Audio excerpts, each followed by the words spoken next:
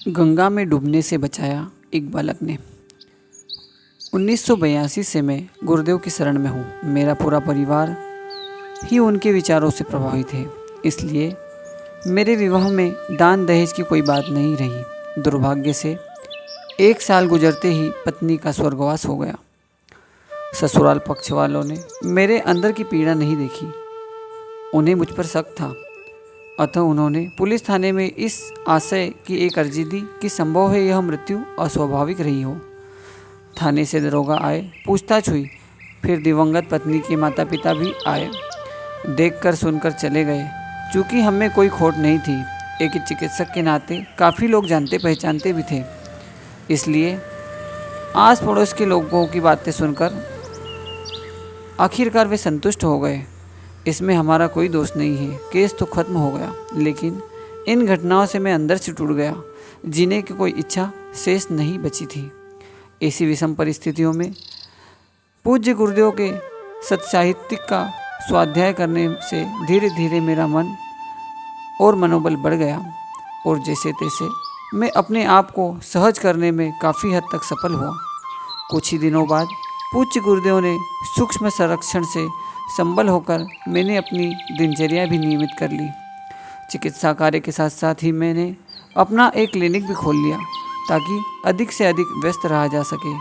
सन 1992 की बात है। उन दिनों में दोपहर के समय 1 से 5 बजे तक चिकित्सा कार्य से समय निकालकर प्रत्येक दिन गायत्री परिवार का एक कार्यक्रम कर लेता था। इस तरह गुरुदेव का काम करने का संतोष भी मिल जाता था और पूरे दिन व्यस्त रहने के कारण किसी प्रकार की चिंता भी नहीं घेर पाती थी। वह शनिवार का दिन था। थोड़ा समय मिला तो गंगा स्नान करने चला गया। कई सालों के अभ्यास के कारण तैरने की आदत छूट चुकी थी, इसलिए मैं सावधानीपूर्वक किनारे ही डुबकी लगा रहा था। नहाते नहाते अचानक फिसलकर प्रवाह में आ गया। मैंने बचाव के लिए चिल्लाना और हाथ पांव मारना शुरू किया। मैंने एक साथी के पिता दूर तक तैरकर पीछे आए, लेकिन लौट चले क्योंकि मैं काफ़ी दूर चला गया था। मैंने एक स्काउट की किताब में डूबने से बचाव के कुछ उपाय पढ़ रखे थे, उन्हें भी आजमाया, लेकिन सब बेकार। मन ने कहा, अब अंतिम समय आ गया है, दूसरी दुनिया में जाने के लिए तैयार हो जाओ। मेरे मुंह से अचानक निकला, हे माँ, और मैं अचेत हो गया।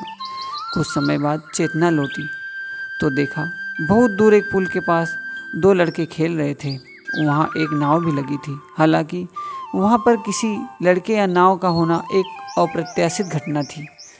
उस अर्ध चेतना की अवस्था में मुझे जो दिखा और जिस प्रकार घटित हुआ, ठीक वही लिख रहा हूँ। उस लड़के ने मेरी तरफ उंगली बढ़ाई। मैंने उसकी उंगली पकड़ किनारे की ओर आने लगा। तभी नाव वाला पास आया। उसने मुझे अपनी नाव पर बिठाकर किनारे तक पहुंचा दिया। मैं कुछ देर तक अचेत रहा और पड़ा रहा। थोड़ी देर बाद सहज होने पर मैं इधर उधर देखता रहा।